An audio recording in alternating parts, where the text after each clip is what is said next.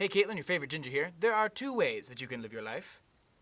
There are more than two ways that you can live your life, but I want to talk about two very general ways that you can do things. You can meticulously plan everything you do by making to-do lists and keeping a very rigid schedule and just overall being quite Prussian. Or you can just roll with it. Now I do both of these things, which means I make lists and schedules and keep things nice and tidy, but then I end up generally just ignoring the plan. Now while this means I can be pretty flexible in my scheduling, it also means I tend to forget things.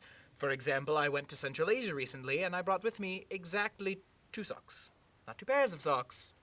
2 socks. While I was in Kyrgyzstan, I stayed in a house with like 5 other students. One of these students discovered that Fearless Leader is a fan of pranks and practical jokes. Things were intense.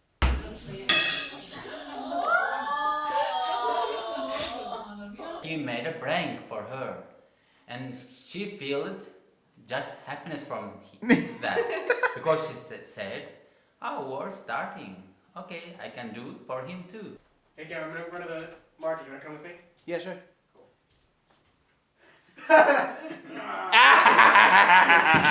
I stepped in, I think, raspberry jam or something like that. There was toothpaste or something on the door handle.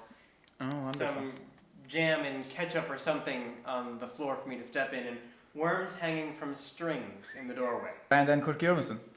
Вы боитесь Райана? Нет, мне смешно и весело. No, he's funny. Luckily, I believe in a policy of extreme retaliation. Think Hiroshima. You win all of the battles at once. At once. So, that's what's next. This was the general theme for pretty much the whole week until the last night I was there. Tonight was the culmination of just the whole week. So we played this game where you would hide, and then everybody else would try and find you. And when Nasty got there, we subdued her and poured something on her. I don't know what it was, but I was the one who had to hold her. And so I was the one who also got covered in whatever it was. So it was a double-edged sword. In addition to all of these pranks and other shenanigans, I also got to do some sightseeing around Bishkek. Okay, so just to get an appreciation of how this bridge looks from on the bridge. This is rebar, it would seem. And that is all that the bridge is made of, is rebar. And then there's water.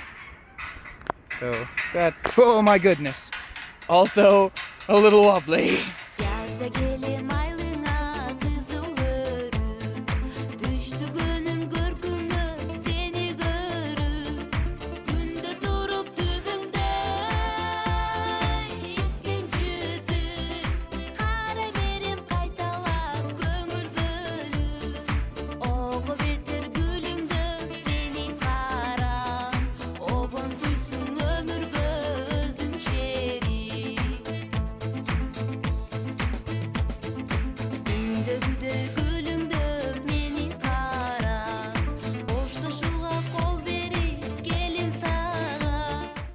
And then I went to Tajikistan. I stayed with some friends of friends, and man, these people take hospitality seriously.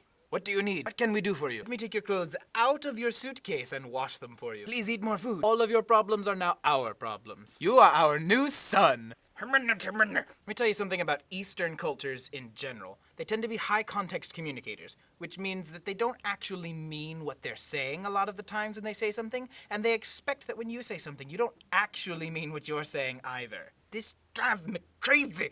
For example, the family I was staying with would say something like, "Would you like something to eat?" And then I would say something like, "That's very kind of you, but no thank you, I have already eaten." And then they say something like, "Are you sure? It's no trouble, please eat some food." And I'm like, no, really, I don't want your food. Within 5 seconds of this conversation ending, they will leave, they will come back, and they will have a plate of food for me. This happened all the time. All of that aside, they were a very kind family. Maybe a little too kind, but they took excellent care of me, and I had a wonderful time.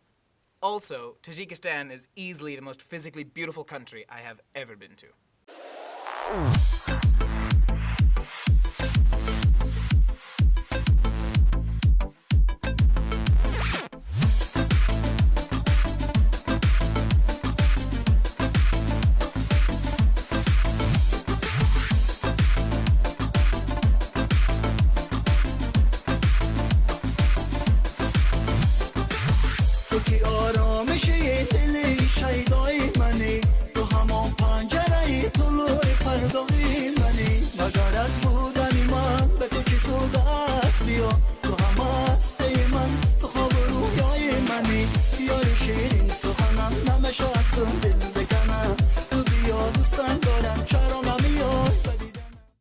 was a good trip. I had fun, but I am very glad to be back in Turkey, around people that I can mostly speak to, and a city I can safely get lost in.